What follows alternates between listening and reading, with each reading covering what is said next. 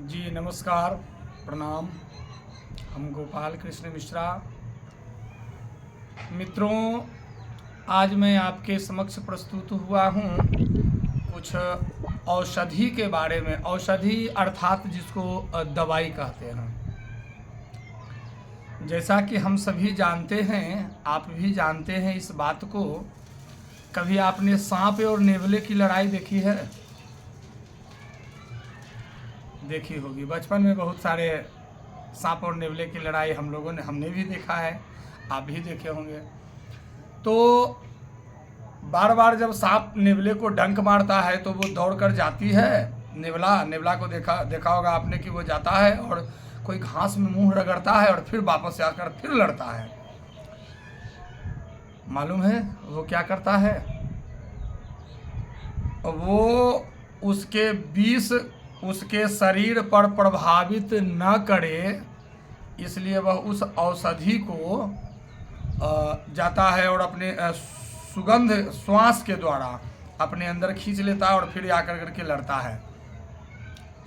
बंधुवर, हमारे आसपास बहुत ऐसी चीज़ें हैं, बहुत ऐसे पौधे हैं जो औषधियों का काम करता है। उसके बारे में हमें जानकारी होनी चाहिए। सबसे पहले जानकारी की अभाव है और हम लोगों के पास में उतनी जानकारी होती नहीं है और इसी वजह से हम लोग समझ नहीं पाते हैं। तो साधारण दृष्टि में जो हर घर में पाया जाता है, तुलसी। ऐसे भी हमारा सनातन कहता है कि जिसके आंगन में या जिसके घर में तुलसी का पौधा होता है, उस घर में आधी व्याधि बहुत कम आते हैं। मालूम है क्यों? क्योंकि तुलसी से होकर जो निकलने वाली जो हवाएं जो है वो दवा का काम करता है। और तुलसी तो स्वयं एक औषधि है। इसको धार्मिक दृष्टिकोण से भी आपने देखा होगा कि जो मरने वाला जो लोग होता है उसको कहा जाता है तुलसी जल दे दो, यानी गंगा जल में तुलसी जी के पत्ता मिला करके उसको दिया जाता है ताकि उसकी मुक्ति अच्छे से हो। तो धार्मिक दृष्टिकोण से भी तुलसी बहुत महत्वपूर्ण है बंधुवर। और वैज्ञानिक दृष्टिकोण से भी वैज्ञानिकों ने यह सिद्ध किया है कि यदि कोई नियम से तुलसी जी का 5 पत्ता, ज़्यादा नहीं, केवल 5 पत्ता सवेरे सवेरे अपने क्रियाक्रम करने के बाद, स्नान ध्यान कर लेने के बाद, आप अपने इष्ट देवता की पूजा कर लेने के बाद आप तुलसी का 5 पत्ता दांतों से चबाएं और उसको अंदर की ओर प्रविष्ट करें, यानी घोंट जाएं, जैसे दवा को घोंटते हैं वैसे।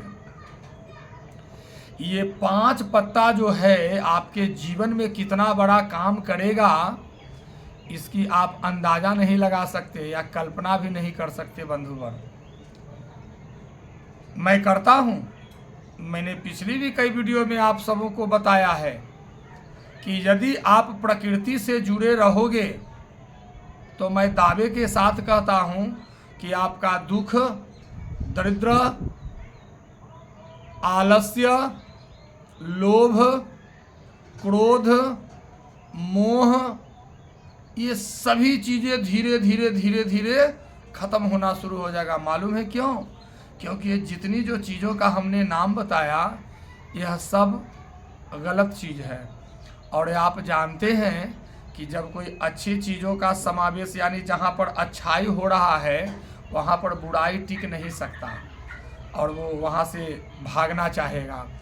तो बंधुवर, तुलसी का पत्र का यदि आप सेवन करते हैं तो मैं निश्चित रूप से कहता हूँ कि आप स्वस्थ रहेंगे और तंदुरुस्त भी रहेंगे। और तंदुरुस्ती के लिए हमने बताया था योग, प्राणायाम, व्यायाम। हमारी कई पिछली वीडियो जो है जिसमें योग, प्राणायाम, व्यायाम आदि जो भी हैं, इन चीज़ों को आप करिए और करेंगे तो इससे लाभ लेंगे। तो औषधीय पौधे में हम आज तुलसी के बारे में बता रहे हैं। यदि किसी को सर्दी हो, खांसी हो, जुकाम हो, हल्का बुखार आता हो, सर में दर्द हो, तो उसके लिए आप तुलसी का मोजड़ जो होता है, ये देखिए, ये मोजड़ है, ये मोजड़ है, ये तुलसी का मंजर है। इस मंजर को आप तोड़ लें और शुद्ध पानी में इसको डाल दें और उसमें थोड़ा सा सेंधा नमक डाल दें, थोड़े से अदरक जो हर घर में पाया जाता है, किचन में, सबके किचन में है अदरक। इन 3 चीज़ों का सम्मिश्रण करें, अर्थात पानी को बॉयल करें, उबालें आग पर, और उसके बाद में उससे जो बनने वाला जो काढ़ा है, अर्थात यदि आप 1 लीटर पानी लेते हैं तो उसको धीरे धीरे सुखाकर आधा लीटर बना दीजिए। अब जो बचा है आपके पास ये आधा लीटर पानी, जल, वो हो गया अर्क, वो अर्क हो गया। आप उसे चाहे तो रोज सवेरे सवेरे जो आप चाय पीते हैं दूध वाली, उसके जगह पर आप उसी को 1 कप स्वयं भी पीजिए। और ये ऐसी काढ़ा है, अगर इसमें हो तो गिलोय डाल दीजिए। मैं गिलोय के बारे में भी बताऊंगा अगले दिन, अगले वीडियो में। अगर है तो गिलोय डाल दीजिए उसमें, पुदीना का पत्ता डाल दीजिए उसमें, और उससे जो काढ़ा जो तैयार हो, उस काढ़ा को आप भी पीजिए, अपने बाल बच्चों को भी थोड़ा थोड़ा पिलाइए। क्योंकि देखा होगा आपने कि कुछ बाल बच्चे ऐसे भी होते हैं जो चाय पीने के लिए रोते हैं कि हम भी पिएंगे, हम भी पिएंगे, बोलते हैं ना।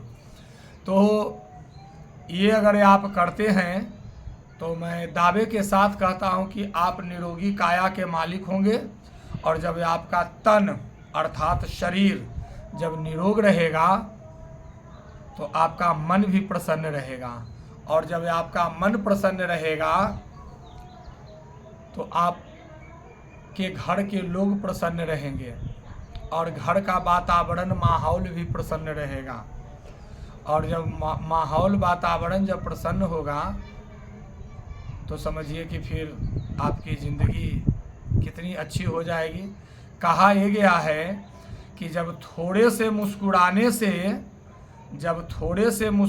से सेल्फी अच्छी आ सकती है, तो यदि आप भरपूर मुस्कुराते हैं तो आपकी ज़िंदगी अच्छी हो सकती है। इसलिए हंसते रहिए, मुस्कुराते रहिए, और हमारे वीडियो से जुड़े हुए रहिए। और हम आते हैं, बताते हैं आप लोगों को, आप देखा कीजिए। और मैं फिर मिलता हूँ एक अगले वीडियो में। तब तक के लिए नमस्कार, प्रणाम। और हमारा लिंक है, आप जानते ही हैं,